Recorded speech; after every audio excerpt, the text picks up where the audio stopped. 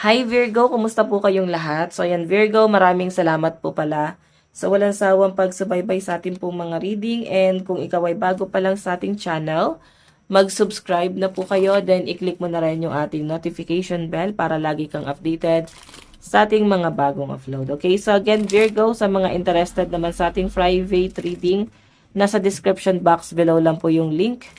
Message nyo lang ako, guys. So, by the way, tignan natin na ba yung mga possible na kaganapan sa inyo this week. Virgo. Virgo, Sun, Moon, Rising, and Venus sign. Okay? So, again, guys, meron tayong 10 of Swords. Traumatic events, playing victims, immersive fame. So, ito naman guys, medyo may nagpapahirap sa kalooban mo. Sari-sari na eh. Halo-halo na siya. Love life, family, frustration mo, expectation mo sa buhay mo, expectation mo sa future mo, or in-expect mo sa buhay mo na parang ano yung possible na marating mo, na ngayon guys nagiging frustration siya. Okay, like ito lang yung narating ko. Ito na ako ngayon. Ito lang ako ngayon. So, parang masyado mong dinadown or binebetray mo yung sarili mo. Okay? Minamaliit mo yung sarili mo, Virgo. So, again, tignan pa natin. Virgo, Sun, Moon, Rising, and Venus.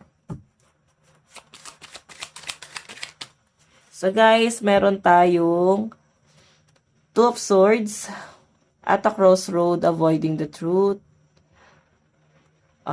thought and choices. So, again guys, eto ha, may mga hesitation ka daw this week. Like, hindi ka makapag-decide ano yung gagawin mo, urong-sulong ka, parang saan ba ako pupunta? Actually, may choices ka naman eh, kung saan ka pupunta. So, meron ka lang ibang bagay na parang mas nagpapabigat sa kalooban mo ngayon. Nakikita ko na parang nandun sa point na isa dito yung love life mo. Okay? So, again, itong Two of Swords, guys, undecided. Alam mo na yung totoo. Kasabi rito, avoiding the truth. Alam mo na yung totoo, pero nag-iingat ka pa rin na baka tama yung hinala mo, or totoo yung duda mo. Parang ganon. So, yung nakikita ko rito, Taurus, Virgo, sorry. Ang nakikita ko dito, kailangan mong i-fix mo na yung emotion mo. And especially yung yung mga decision making mo this week. Kasi mas nakikita kita this week na alam mo parang nakapiring yung mga mata mo, or para ka nagbubulag-bulagan kahit alam mo na yung totoo. Okay? Kasi nga nababaon ka sa emosyon mo eh, kaya ganito yung nangyayari. So by the way, check pa na.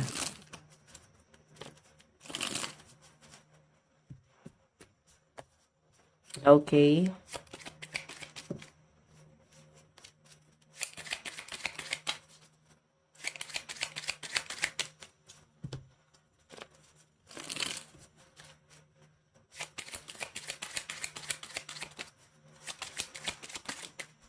Okay, so guys, meron tayong 9 of Swords, depression, intense anxiety, and feeling hopeless. Ayan o, nawawalan ka ng pag-asa.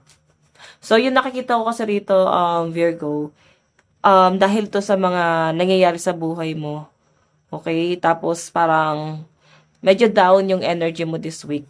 Parang tuluyan ka nang nawala ng ng ganang mangarap, or tuluyan ka nang nawalan ng ganang para ipagpatuloy kung ano man yung nasimulan mo. So, dun ka na lang sa play safe, or dun ka na lang sa sitwasyon kung saan mas, parang mas kampante. Okay?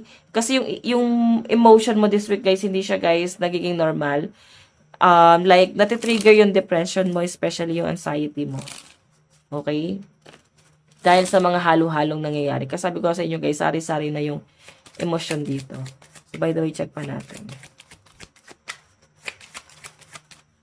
Meron tayong 2 of Coins, priorities, finding balance, managing resources. Okay. So guys, itong nakikita ko dito, itong priorities, Finding balance and managing resources. Ano to eh? Patungkol to sa mga responsibilities. Okay? So, Virgo, ikaw responsible kang tao. And nakikita mo yung sarili mo ngayon na parang wala kang magawa. Kaya isa to sa parang nagpapadown ng energy mo.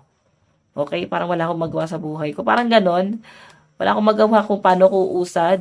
Parang ganyan. Wala akong magawa kung paano ko babaguhin yung buhay ko. Yun nasasagap ko. Especially, hindi pa naman ganon. Parang wala ka pa naman ganong kabigat na nire-responsibilidad eh. Parang, wala ka pang ganong kabigat na responsibilidad. Pero, syempre, ikaw bilang mataas yung pangarap mo, nadidisappoint ka na parang hanggang dito lang yung kaya mong marating muna sa ngayon. Okay? So, sabi nga nila guys, gano'n naman talaga ang buhay. Bago mo makuha yung bagay na gusto mo, ipapa-experience muna sa inyo guys kung gaano siya kahirap. Parang laro lang yan guys. 'Di ba? By level. Okay? Para makarating ka doon, kailangan mong paghirapan. So, yun yung nakikita ko sa inyo guys. May mga asikasuhin ka this week na parang medyo nawawalan ka na ng pag-asa. Especially parang nauubos na rin yung funds. Okay, nauubos na rin yung inyong perang binabudget. Okay, so by the way, check pa natin.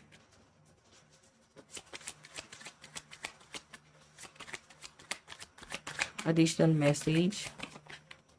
Meron tayong disturbance. So, ito naman guys. Itong disturbance, ito na yon. Di ba, nawawalan ka ng gana? So, pagka depressed, di ba, nawawalan ng ganang maligo, nawawalan ng ganang kumain.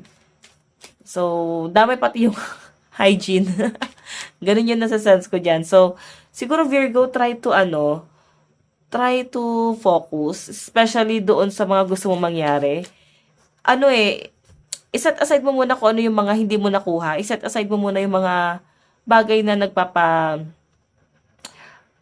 parang nagpapa-distract sa inyo. Kasi distraction lang sa inyo to eh. Itong emosyon na to, itong nagpapabigat sa emosyon nyo. As in, distraction lang to sa inyo. Kailangan mag-focus dun sa mga positive muna. Kung ano yung mga kaya mong gawin, no?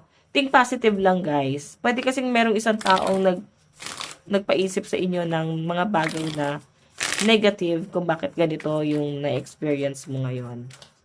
Okay, so by the way, check natin.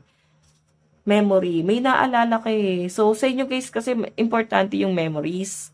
And itong Two of Swords kasi, yun nakikita ko dyan, hindi ka makapag-decide. Kasi kung hindi pinahalagahan ng taong yon yung mga memories nyo, ikaw pinahalagahan mo.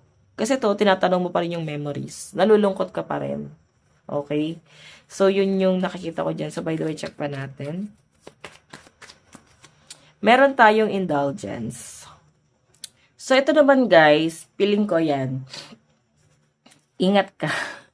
Kasi parang babalikan mo yung buhay mo before, kung ano yung mga bagay na nagagawa mo before, na hindi mo siya magawa ngayon. Okay, sobrang limitado lahat ng kakayahan mo this week, or kung hindi lang siguro siya guys this week, pwedeng realization lang talaga siya na, dati ganito yung kaya mong gawin, dati ganito ka, so, ngayon ito ka, parang limitado lang yung galaw mo. Ganon. So, nakikita ko yung hirap ng kalooban ng mga Taurus this week. So, by the way, meron tayong withdrawal. So, ito naman guys, pagdating ito sa mga, sa responsibilidad, feeling ko mapapagod na yung iba sa inyo kung meron kang responsibilidad pa rin sa mga taong parang tapos ka nang tumulong eh. Okay, baka ikaw yung breadwinner, then parang napapagod na kayo guys na magpaka-breadwinner. Okay, so, isa to sa parang sasabihin mo sa kanila kasi magkakaroon ka na awakening. Ayan, magkukwit ka na.